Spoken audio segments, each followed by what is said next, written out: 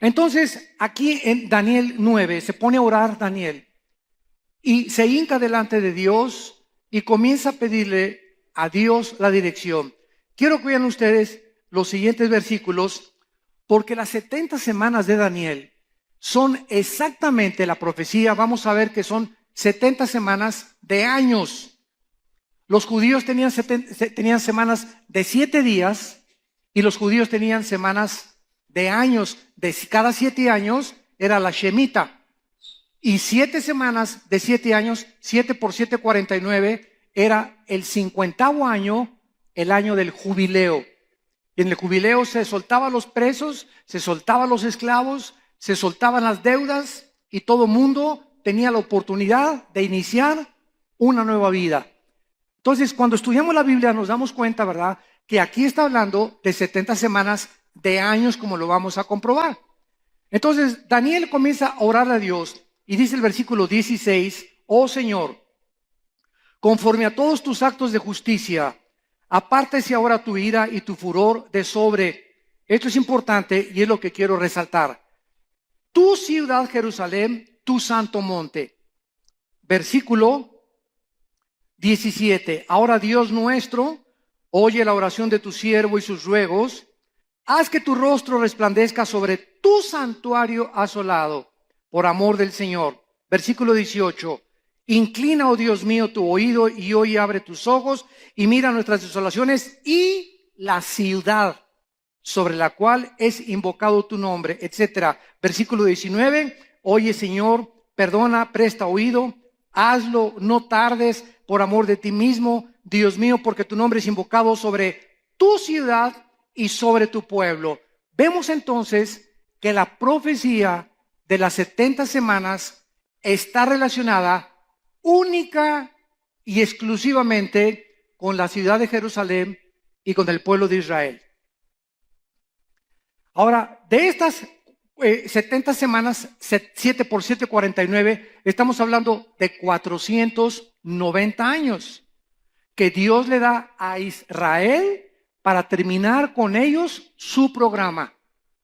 Vamos a ver también con calma que desde que se dio la orden de reconstruir Jerusalén, Nehemías capítulo 2, que fue en marzo del año 445 antes de Cristo, síganme con cuidado, desde que Nehemías, el rey Jerjes de Persia, fue el que dio la orden de reconstruir Jerusalén, hasta el domingo de Ramos se cumplieron exacta y matemáticamente 483 años. Matemática y calculados cronológicamente, 483 años. Entonces, de repente, cuando Cristo entró a Jerusalén, se detuvo el reloj de Dios. Y entonces Cristo oró enfrente de Jerusalén y dijo estas palabras que todos ustedes conocen. Oh Jerusalén, Jerusalén, que matas a los profetas. Pero vendrá el día cuando digan, Baruch Hashem Adonai Eloheinu. Bendito el que viene en el nombre del Señor. Entonces, cuando crucifican a Cristo, se quedaron en 483 años. Y entonces Dios se interrumpe el programa de Dios y entra la iglesia en el día de Pentecostés, donde ya no hay judío, ni griego, ni gentil, sino que de Pentecostés hasta nuestros días, la iglesia entra para ser injertada, Romanos 11, en el olivo natural que es Israel o Jerusalén, y la iglesia ahora recibe las bendiciones de Abraham, que eran para los judíos. Y esto en Gálatas capítulo 3 podemos estudiarlo, donde el que es hijo de Dios y por la fe es hijo de Abraham. Y las bendiciones que Dios y las promesas que Dios le dio a Abraham nos corresponden ahora a nosotros. Pero esto, qué importante es, no quiere decir de ninguna manera que Dios terminó con Israel. Porque hay una teología herética que se llama la teología del reemplazo, que la iglesia ha entrado a ocupar y a tomar la nación de Israel, y es porque estas personas que hablan de esta manera no han leído Romanos 9, Romanos 10 y Romanos 11. 3 capítulos del libro de Romanos, que es la constitución de los cristianos, el libro de Romanos, 3 capítulos nos dice que Dios no ha desechado a Israel y que va a cumplir lo que les prometió. Para que lo puedan entender en el idioma del soccer y del fútbol, ¿verdad? Iba ganando, ¿verdad? El América y de repente perdió el América y Dios mete a toda la banca. Y entonces los que estaban en el partido se van a la banca y ahorita Israel está a la banca y la iglesia ha entrado al partido. No estamos en el campo de batalla la iglesia ahorita. Israel está ahí en la banca, pero cuando el arrebatamiento Cristo venga por nosotros y nos saque del mundo, la última semana que falta de 7 años son los 7 años de la tribulación. Entonces ya van ustedes profundizando en la escatología bíblica, en las profecías bíblicas. Estos 7 años de la tribulación es imposible que la iglesia se encuentre ahí. Por eso dice la Biblia en Apocalipsis 7 que Dios va a sellar a 144,000 toluqueños, dice, de Tlalnepantla, 144,000 judíos. Y lo dice específicamente de cada tribu 12,000. Esto significa, ¿verdad?, que ahorita hay judíos por todo el mundo, hay judíos mexicanos, hay judíos italianos, judíos costarricenses, judíos franceses, hay judíos negritos también en África que son judíos sin que lo sepan, porque las 10 tribus en el año 700 antes de Cristo fueron llevadas a Siria, fue el primer exilio y se perdieron en la diáspora. Y desde hace 2700 años hasta nuestros días, no saben quiénes son judíos y quiénes no son judíos. Más que muy pocos, ¿verdad? Los que vienen de Leví y otros que vienen de Cohen, ¿verdad? Que es el sacerdocio que pertenecía a los judíos. De ahí en fuera hay cantidad de judíos mexicanos. Por ejemplo, el apellido Pérez es judío. González, casi todos los EZ tienen ascendencia judía. Sin que tú lo sepas, aunque tengas cara de tlacoyo. Como dicen en mi tierra, no, hermano, es que tienen nopal, hermano. Pues miras que en los judíos no hay ningún rasgo ni característica, ¿verdad? Hay inditos que no saben ni siquiera que son judíos y que fueron mezclados cuando se mezclaron los judíos en Asiria, se mezclaron con los asirios, se mezclaron con el mundo entero, etcétera, etcétera, y hasta nuestros días no se sabe quién es. Entonces, estos 144,000, dice la Biblia, que van a ser sellados en las frentes. ¿Por qué? Porque cuando nosotros estábamos en la iglesia, somos sellados en el Espíritu. Efesios 1, 13 y 14. Todos los cristianos tenemos el sello del Espíritu Santo que es invisible. Entre nosotros no nos podemos ver, los demonios nos ven, los ángeles de Dios nos ven. En el mundo espiritual saben quién es cristiano y quién es cristiano, pero los judíos que sean sellados en la tribulación va a ser un sello externo, porque el Espíritu Santo va a trabajar de manera diferente, porque la iglesia ya no está. Y la iglesia es el cuerpo de Cristo. Y al irse la iglesia en el arrebatamiento, ya Dios trabaja por última vez con los judíos. De la banca se ponen el uniforme del América, ¿verdad? O del Barcelona, y vámonos contra todos los demás. Arriba el Barcelona. Bueno, esta es la forma en la que la Biblia nos muestra, con diferentes ilustraciones del fútbol, podemos del básquetbol, de lo que sea, cómo está el programa de Dios.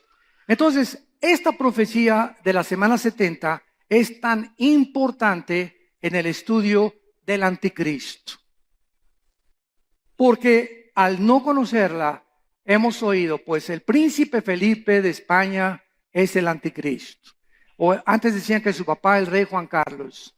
Que al Papa también que es el anticristo. Ahora hasta al pobre de Obama ya también le ponen que es el anticristo. Y han sacado, ¿verdad?, que Gorbachev, el nombre Gorbachev en el hebreo da la suma del 666 y que era el Gorbachev el anticristo y que porque tenía aquí una marca en la frente Gorbachev, etcétera, etcétera. Y estamos llenos de especulaciones por no conocer las profecías de la Biblia y principalmente no entender las 70 semanas de Daniel. Y tenemos que comenzar con el anticristo porque es muy importante, ya que Daniel y el Apocalipsis se podría decir, Daniel es el Apocalipsis del Antiguo Testamento. El libro de Daniel es el Apocalipsis del Antiguo Testamento. Y el Apocalipsis es el registro de los juicios apocalípticos y las visiones que tuvo Daniel explicadas Entonces, si alguien quiere enseñar Apocalipsis o estudiar Apocalipsis sin conocer Daniel, vas a inventar, pues, que los 10 cuernos son esto, y que los 10 espíritus son esto, que los 7 espíritus, y por eso hay sectas, como los testigos de Jehová, adventismo, mormonismo, ciencia cristiana, unitarismo, que son, ¿verdad?, movimientos religiosos que se han formado a través de sacar de la Biblia un texto fuera del contexto para convertirlo en un pretexto. Entonces, si la Biblia es una unidad, la suma de tu palabra, dice los Salmos 119, es la verdad. Y si no ponemos todas las partes de la Biblia juntas, el rompecabezas, tenemos una pieza acá y nos falta una pieza. Y no puedo interpretar que esta pieza sean las piernas del caballo, a lo mejor puede ser la cola o puede ser la pata o puede ser la pata de un chivo y no es la del caballo, porque no tengo la otra pierna, la otra pieza que me dice por las pezuñas que no es la de un puerco sino la de un caballo, como un ejemplo, ¿no? Entonces no podemos armar doctrinas en la Biblia sin tener las demás piezas de los demás libros de la Biblia. Por eso Dios le habló de una forma a Pablo, de otra forma a Juan, a Santiago, a Judas, a Pedro, a Jeremías, a Ezequiel, a Zacarías. Ninguno de ellos tenía todo el horizonte de la verdad. Todos tenían una parte, el otro tenía otra cosa, el otro tenía otra cosa, el otro tenía otra cosa, y las ponemos todas juntas y tenemos ya la conformidad de un cuadro perfecto para entender lo que Dios nos quiere decir. Y finalmente, como ejemplo, Pablo. Pablo fue el único hombre, el único apóstol de los 12 apóstoles a quien se le reveló el arrebatamiento de la iglesia. A ningún otro se le reveló que la iglesia iba a ser arrebatada, ni en el Antiguo Testamento estaba, ni en el Nuevo Testamento. Y a Pablo fue al único que se le reveló, Efesios capítulo 3, que la iglesia sería el cuerpo de Cristo. A Pedro se le revela otra cosa, a Juan se le revela lo que es el amor de Dios, a ningún otro se le reveló la profundidad de la definición del amor que Juan tiene en sus cartas, en sus 3 cartas, y en lo que él escribió. Entonces, así entendemos, ¿verdad?, que Dios a cada persona le da sus dones, le da sus talentos. No envidies que el uno canta, el otro no canta, el otro se echa de machincuepas, si tú no te echas de machincuepas, el uno salta la cuerda, el otro no, el otro es trapecista, el otro es ingeniero, el otro es predicador. No envidies, uno habla en lenguas, otro no habla en lenguas. Nunca tratemos de hacer lo que los demás hacen, porque cada quien tiene sus talentos, cada quien tiene sus capacidades, y a Dios le ha dado a cada quien como a Él le ha placido soberanamente. Esto es importante para que entendamos, ¿verdad?, que en Cristo se debe acabar las envidias, la ambición, la avaricia, los celos. Todas estas cosas no pueden existir en el cuerpo de Cristo, porque estarías caminando completamente en la carne. Ahora bien, Daniel fue un joven judío que había sido deportado hacia Babilonia con otros miles de judíos al exilio cuando Nabucodonosor, el emperador de Babilonia, sitia Jerusalén alrededor y incendia todo en el año 605, apúntalo, antes de Cristo.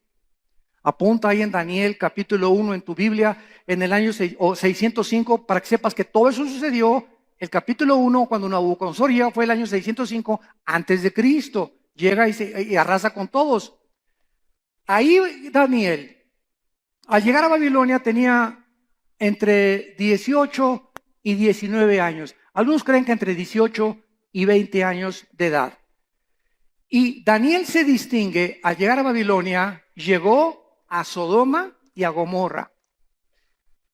La moral, la ética, las convicciones no existían en esos tiempos.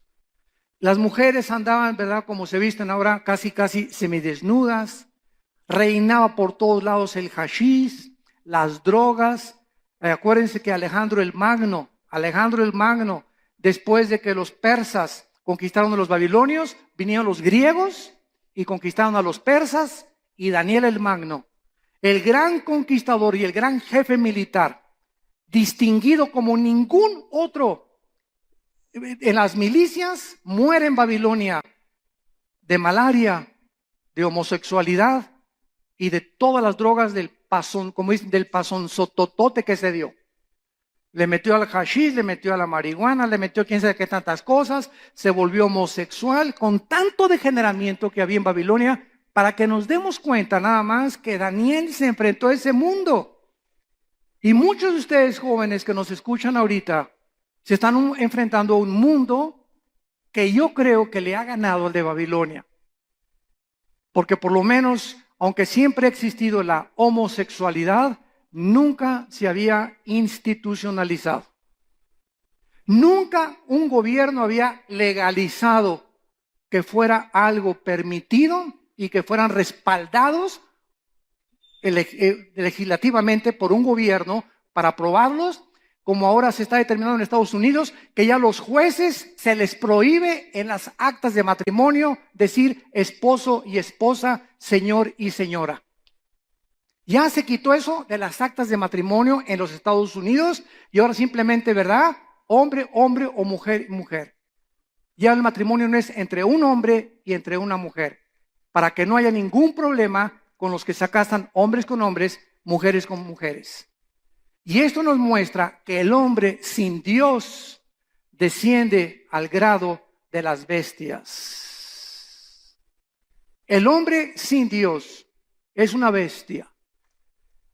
Y lo vemos en la forma de su conducta, en la forma en la que aprueba, en la forma que razona, en la forma que ve el mundo, en la soberbia intelectual que existe por todas partes ahorita, donde ya, ¿verdad? El cristianismo es burlado, la Biblia es burlada, las películas se burlan de todo, ¿verdad? Ahorita todo es completamente sin convicciones. Y Daniel, en el capítulo 1, versículo 8 de su libro, dice la Biblia, y Daniel determinó no contaminarse ni con las cosas que el rey le ofrecía, ni con las mujeres que tenía enfrente de él, ni con las tentaciones. Y cayó de rodillas, me imagino, a esa edad y dijo, Señor, estoy en medio de Sodoma y Gomorra, estoy en medio de un ambiente completamente lleno de tentaciones, pero tú eres más poderoso y más fuerte para sostenerme. Señor, creo que eres tú mi fortaleza, tú eres mi escudo, tú eres mi salvación y solo tú me puedes ayudar a llegar al final de mi carrera sin haberme contaminado.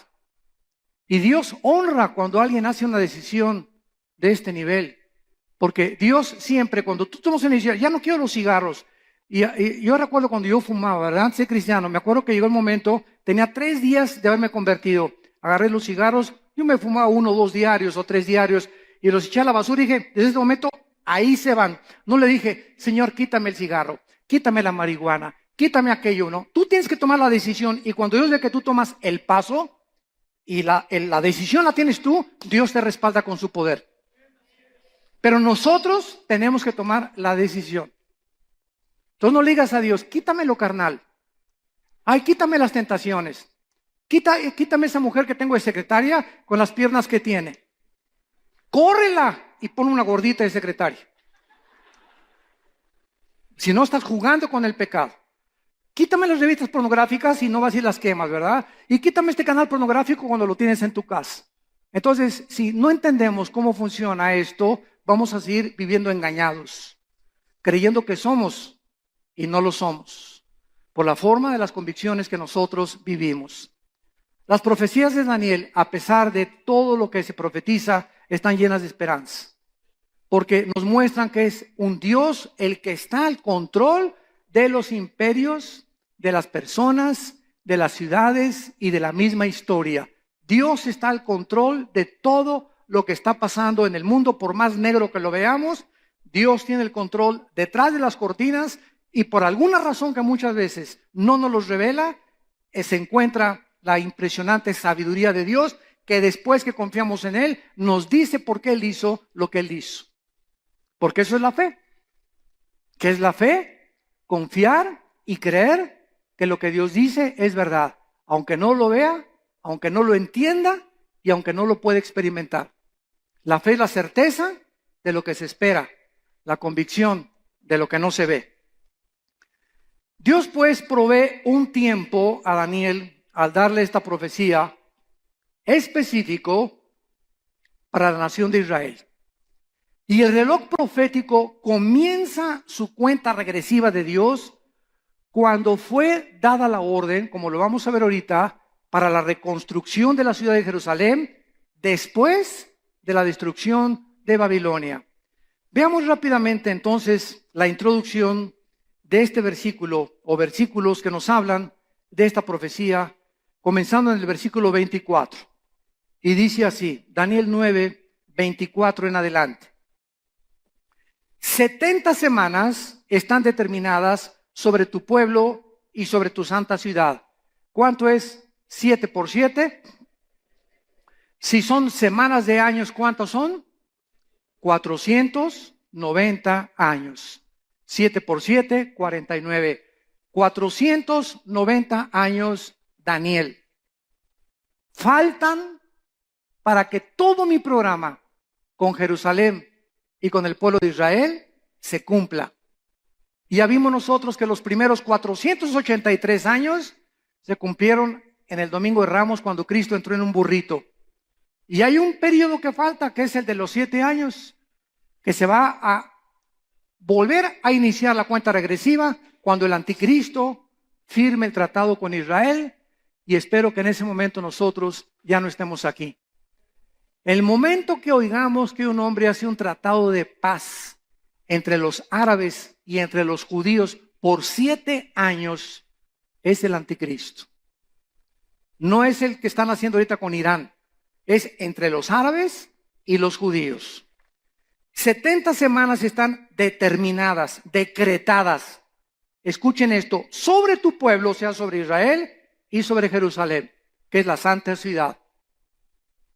Para terminar, 1, la prevaricación. 2, poner fin al pecado. 3, expiar la iniquidad. 4, traer la justicia perdurable. 5, sellar la visión y la profecía. 6, ungir al santo de los santos. 6 profecías no se han cumplido con la nación de Israel ni con los judíos. Y hasta que se cumplan estas 6 profecías, Jesucristo no va a regresar al mundo. Y se tienen que cumplir en Israel y con el pueblo judío y con la ciudad de Jerusalén. Versículo 25. Sabe pues y entiende que desde la salida de la orden para restaurar y edificar a Jerusalén hasta el Mesías príncipe, apúntalo en el margen de tu Biblia, 14 de marzo del año 445 antes de Cristo.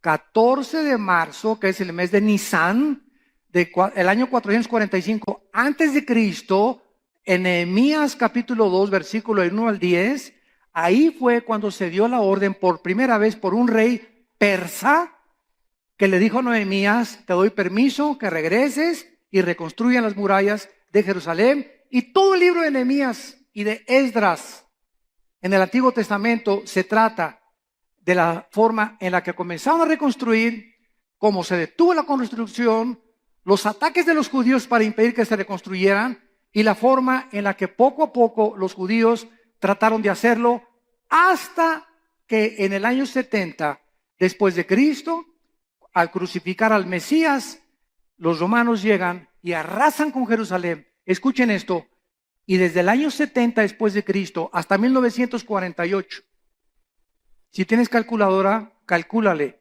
Desde el año 70 después de Cristo hasta el 14 de mayo del 48, casi cerca de 2000 años, los judíos se detuvieron el reloj profético de Dios y los judíos no volvieron a tener templo. Y hasta ahorita no lo tienen. No volvieron a tener sacerdocio y hasta ahorita no lo tienen. No volvieron a tener adoración, no volvieron a tener el arca. Y en el 48, ante los ojos del mundo, se forma el Estado independiente de Israel. En el 67, en la guerra del 67, llega el general Moshe Dayan y recuperan Jerusalén y la tienen que devolver. La parte occidental y la parte oriental se quedan ellos con una parte que es el Muro de los Lamentos en manos de los musulmanes. Y donde está ahorita la mezquita de Omar, esa cúpula dorada inmensa al llegar a Jerusalén, que en todas las fotos de Jerusalén se ve, en esa cúpula, debajo de esa cúpula, ahí se encuentra el templo judío. ¿Y quién está arriba de él? la mezquita de los musulmanes.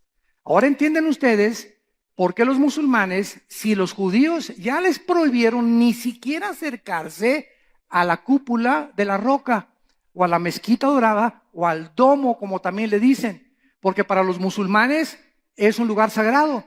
Y los musulmanes levantaron esa mezquita en el año 600 después de Cristo. Entre el año 600 más o menos, por uno de los califas, Omar se llamaba, y lo pusieron arriba del templo judío como un juicio de Dios. Y no es hasta que los judíos regresen a el lugar donde tenían su templo y lo reconstruyan que el anticristo va a aparecer en el mundo. Entonces, ahorita, ¿cuál es la solución? ¿Cómo pueden los judíos ahorita sacar a los musulmanes sin que se arme una guerra santa? Imposible.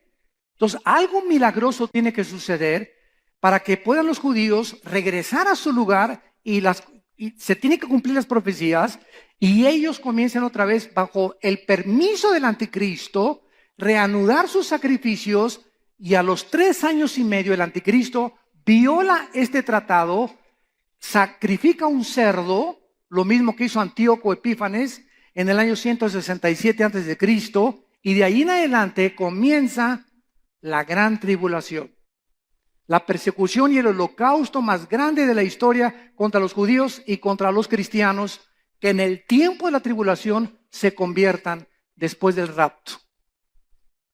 Si el arrebatamiento viene hoy en la noche y Cristo nos saca hoy en la noche del mundo y millones de personas desaparecemos, muchos de ustedes van a venir el próximo domingo aquí a la iglesia y no va a estar el pastor Josué ni el pastor Gerardo, no va a estar los hermanos y va a estar medio vacía la iglesia, o a lo mejor nada más se fueron 10. Ojalá no, ¿verdad? No, yo creo que hay más aquí que son de veras. Y al ver la desaparición, su mamá ya no está en su casa, los niños chiquitos van a desaparecer, menores de edad, todos los bebés, todos los niños menores, me imagino que de 6, 7 años para arriba, vámonos para el cielo con Dios, porque el reino de Dios, los niños es el reino de Dios, que no tienen todavía el juicio para discernir entre el bien y entre el mal. Y al ver esto, millones de personas que iban a las iglesias y que se decían cristianas, se van a arrepentir y se van a dar cuenta, era verdad. Señor, perdóname, y se van a convertir, pero van a pasar la gran tribulación y muchos serán muertos por el anticristo o por las leyes que va a dictaminar en muchas naciones del mundo.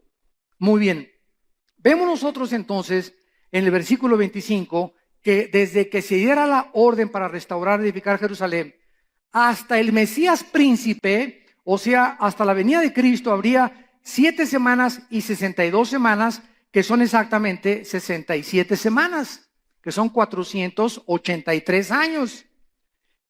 Y se volverá a edificar la plaza y el muro en tiempos angustiosos. Y después de las 62 semanas, se quitará la vida al Mesías, mas no por sí, y el pueblo de un príncipe que ha de venir, destruirá la ciudad y el santuario, y su fin será con inundación, y hasta el fin de la guerra durarán las devastaciones. Y por otra semana, esta semana es la semana o los 7 años que faltan de la tribulación. Y por eso se llama, lo vamos a ver después, por mismo Cristo, la tribulación como nunca antes había existido.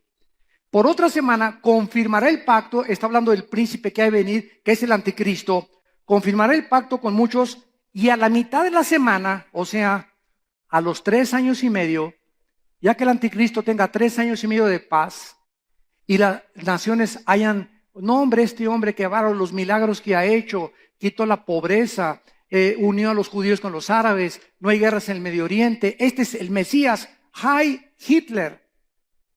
Volverán otra vez a adorar a un falso dictador disfrazado, ¿verdad? El mismo diablo en persona, disfrazado de un Salvador y de un Mesías.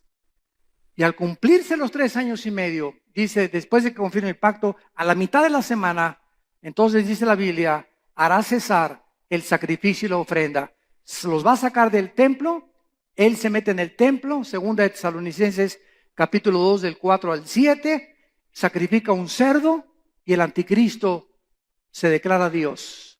Y de aquí en adelante no hay ninguna religión más que la mía y la del falso profeta, porque el falso profeta, Apocalipsis 13, va a ser un líder religioso con su centro en Roma. El líder religioso, el falso profeta, va a ser un líder religioso con el líder político, que es el anticristo. Vean esto, se va a unir la política con la religión para el inicio del gobierno del mundo. Qué interesante está esto, porque cuando crucifican a Cristo, fueron dos poderes y dos espíritus los que estuvieron involucrados en la muerte del Mesías, el Jesús, el Cristo.